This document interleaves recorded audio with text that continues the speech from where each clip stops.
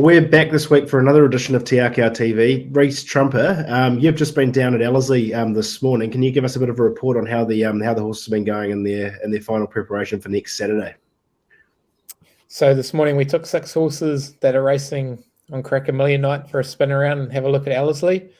We had Damask Rose and Bellatrix Star work together. They both work superbly well. Thrilled with the way they're coming along. And then we had Cognito and Petrucci gallop. They were outstanding as well. Cognito is more of your lazy type of customer, but he gets the shades on race day, and Petrucci is absolutely flying. She's going to be a real serious chance in the Concord handicap down in the weights. And then we had the 2 colts, Windstars, Align and Cool and Fast. Both lazy colts. They're race day horses. Quite often colts can be laid back, but we're encouraged by their work, and all of the horses that we're preparing for Cracker Millions night are coming up well, and we're going to have a lovely team of horses in for sure. And how was the track looking there after the first day of racing there last Sunday? It's absolutely beautiful. They just chip the top off it, but it doesn't take much to repair. They just bruise it really, and it sounds lovely, and it even looks great. They've done a fantastic job there. Well, we can't wait to get back there next Saturday. And Reece, lots going on this week. Obviously, you've been over at Magic Million sales, some nice purchases there on the website. Are there any in particular that have caught your eye? I know you've kind of come back, sat and had a look at some at the TV and thought about some of those purchases. I believe everything we brought there was at the highest of quality. Obviously, we brought his first season side, Bivouac Colt, for $350,000. He's a lovely horse. He's got a beautiful pedigree. The filly syndicate Dave's put together with the Satherbiel filly, and the Schnitzel is world class. The Schnitzel being out a mare that's having its first foal. We've had so much luck with first foals. Dave's had a couple of Cracker Million winners, and we're hoping to get everything back to the Magic Millions. In particular, the 2 colts that were put into our colt syndicate. A high class trainer in the Schnitzel said that was the best Schnitzel yearlings he's ever seen at the sales. So that's enough for us to take a lot of happy thoughts away, for sure.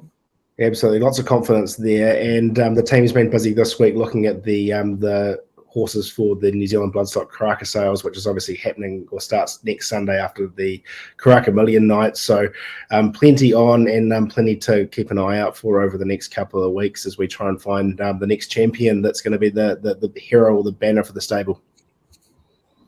Exactly. DC's been flat out with Marcus Corbin, and Sammy B's actually having a look today as well. But he's got a bit of spare time up his hands trying to pick out the next Cracker Million winner. They do a lot of work behind the scenes, and we deserve all the success we get because there's a tirelessly amount of hours gets put into it, and we make sure we do the job properly.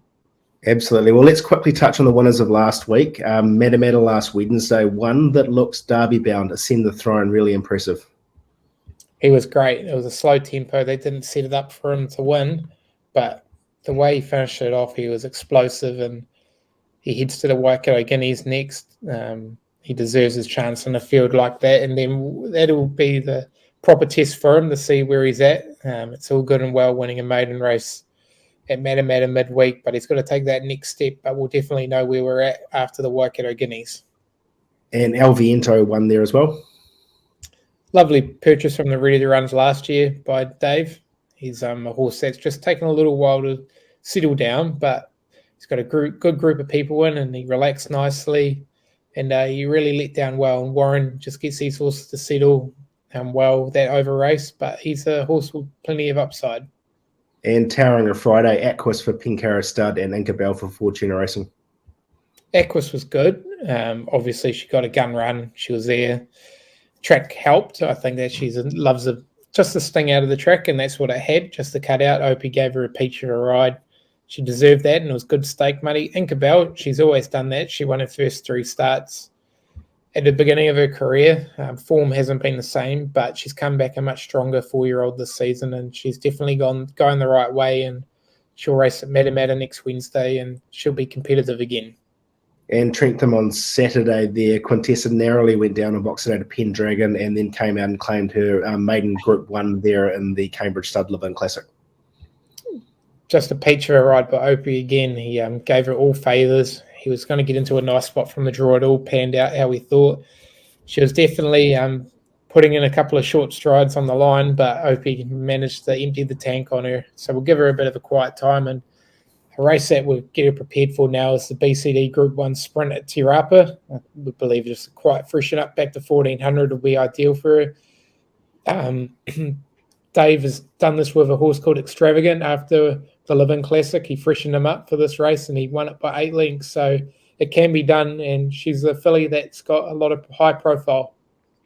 And I'm sure she might be Australian bound at some point in the autumn, potentially, if she goes well next start as well. And Perfect Scenarios found himself in Spates country down in the deep south and won again. He did. It was a great ride by a young Akau. He's a kid that comes in and helps us out in Matter a lot, so he deserved the ride. I think the 3 kgs off really was the telling factor. I believe if he carried the 62, he wouldn't have won. Down to 59 was ideal.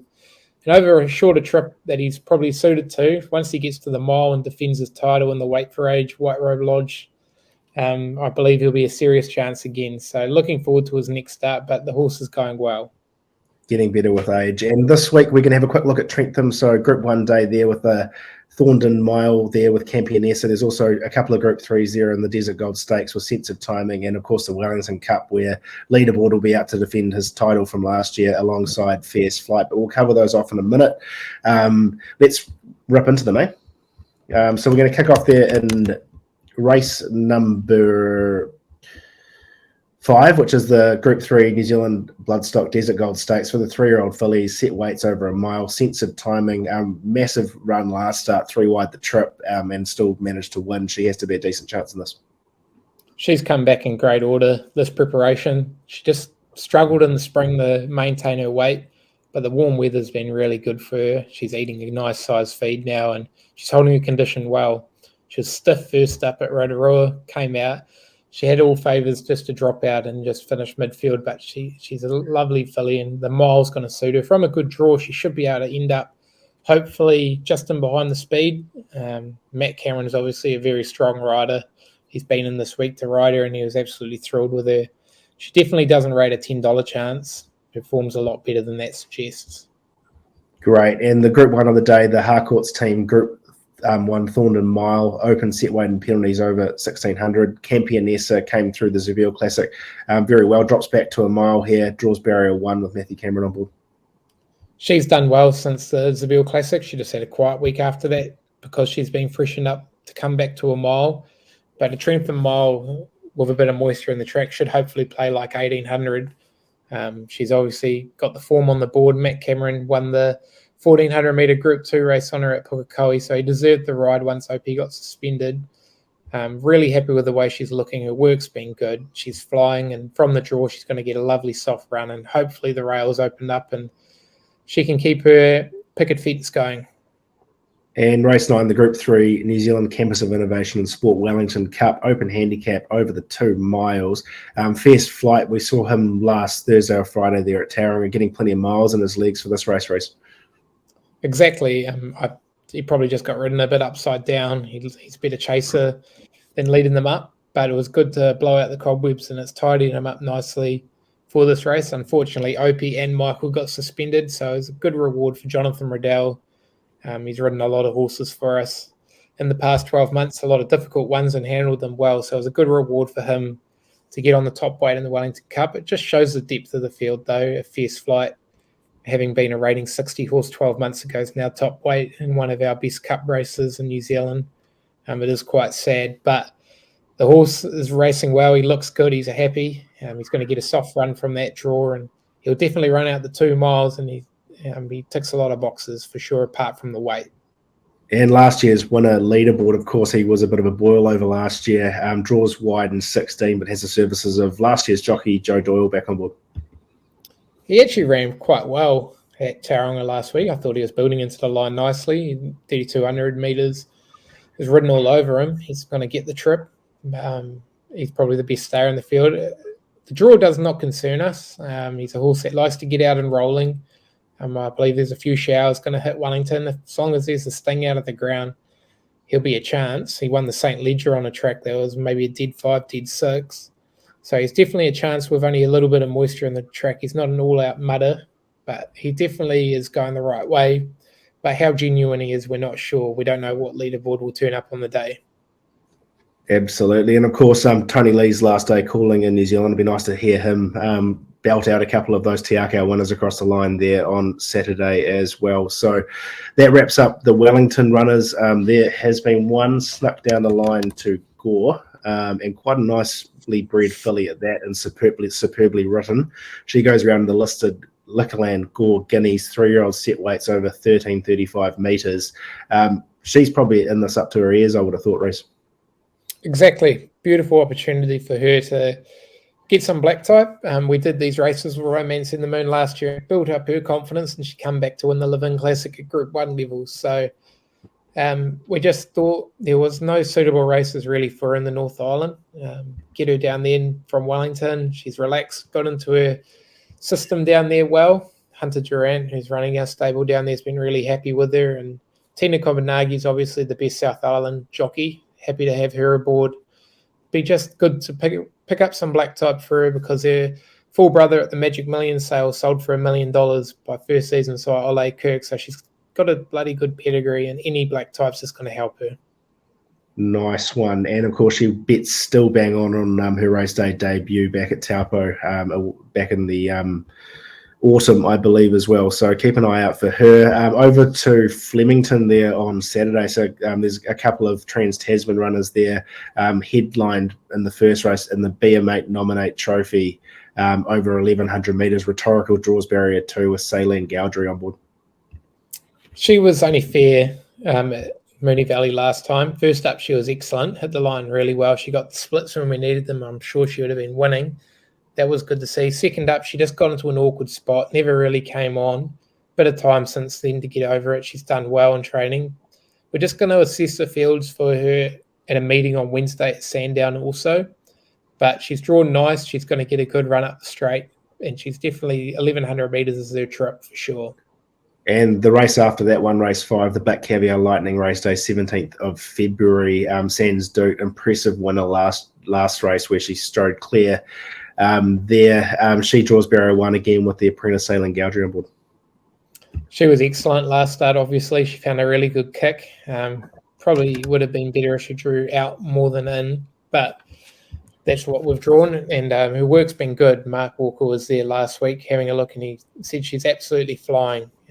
Saline Gowdry obviously gets on with her really well. We just got to ride her cold and let her hit the line strongly.